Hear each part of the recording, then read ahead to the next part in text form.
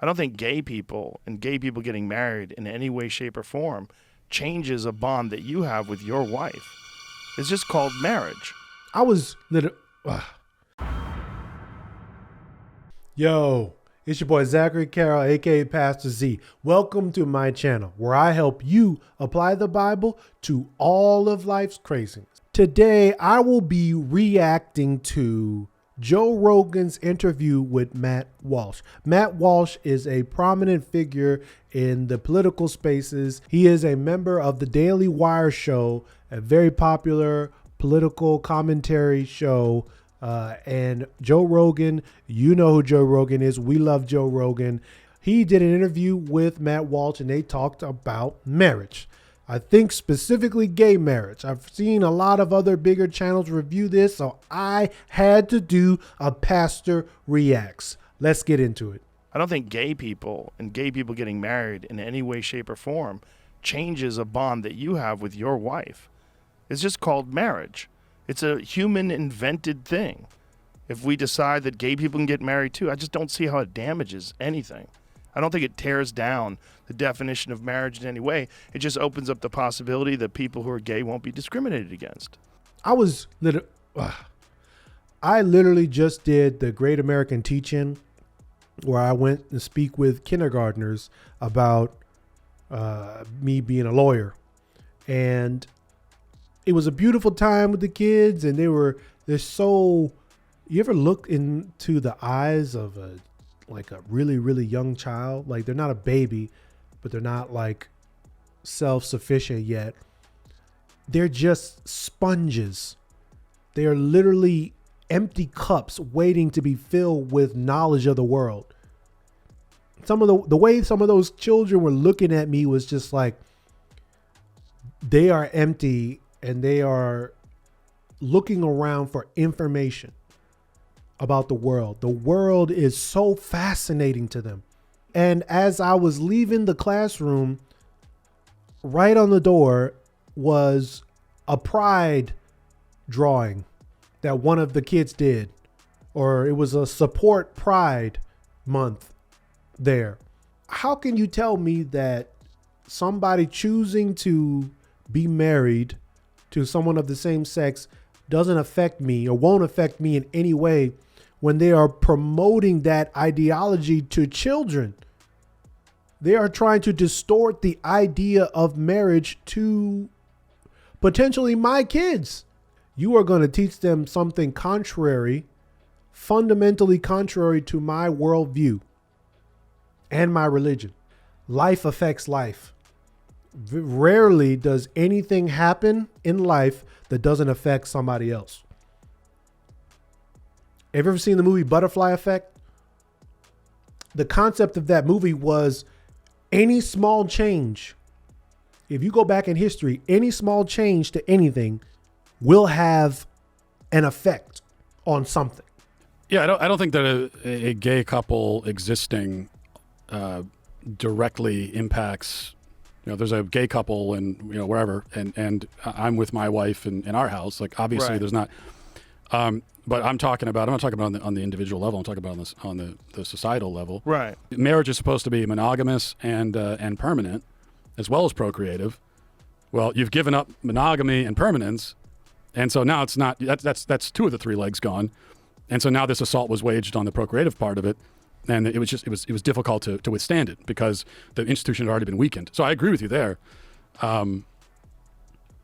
But my answer to that is to try to reinforce what marriage is, not to just give up on it entirely. And I still think you're left with this question of, like, if marriage is not what I'm saying it is, then why do we even need it? What's the point? I mean, you're saying it's a man-made institution. Yes. But you're also, like, the way that you're presenting it, it's a totally meaningless institution. So no, they don't need it at all. No, it's not meaningless. It's because it means something to the people that get married. So it's just a subjective, symbolic thing. I mean, what? Yeah. So if you're kind of what it is. Look, there's a massive responsibility when you're married and when you have children to keep your family together and you raise and keep everybody happy and healthy. And there's great reward to that. Yeah. But it doesn't always work out.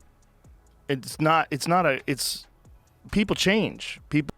So the issue with saying that people give marriage meaning themselves, so there's no objective meaning to marriage. It is purely subjective. It means something because it means something to you. And then he goes and states an objective goal and purpose of married family. Look, there's a massive responsibility when you're married and when you have children to keep your family together and you raise and keep everybody happy and healthy. And there's great reward to that. Where is that coming from? Like, what if somebody gets married and their marriage means something to them? They create their own meaning within that marriage. And so they don't believe that not only do they need to take care of their spouse, they don't need to take care of their children.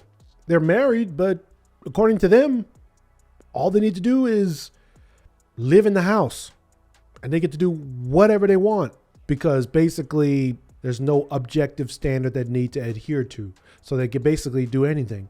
That's the problem with subjective morality, with subjective right and wrong. If you are the only one that gets to determine what's right and wrong for you, then there is no parameter anybody else has to say what you're doing is right or wrong. Now, it's easy to say that when somebody's deciding to do something that is innocuous, isn't that big of a deal, you don't really care about. But when it comes down to them doing something that's egregious, that's evil, that's violent, that's a crime, maybe not legally, but it's a crime to all of our collective psyches, like adultery, then nobody can say anything about your marriage. If you cheat on your wife all the time, nobody can say anything because marriage is subjective. Subjective meaning. If you are violent with your spouse, nobody can say anything. And I know that upsets you because you think I'm making a straw man out of it, but no, as I said earlier, I'm following the logical progression of the argument. If you're saying that marriage is whatever two people say it is to them,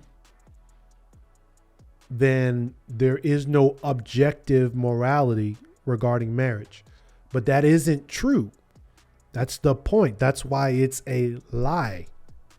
That is not true.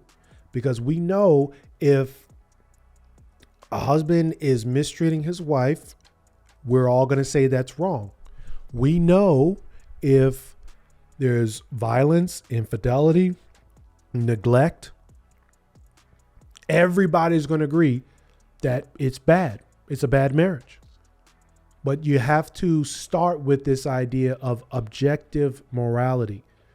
If you don't start there, then you can't say anything. You just have to let people do whatever they want to do. Let me know what you think down below of this discussion. I'd love to dialogue with you. Don't forget to subscribe and like the video. It really helps the algorithm. Share this video with many, many people. If you found this video particularly helpful, please share it with a friend. We are almost to 400 subscribers, which means we are that much closer to the long-term goal of 500 subscribers. I'm really believing that we can get there in no time. That's all I got for you. My name is Zachary Carroll, aka Pastor Z. Y'all be cool.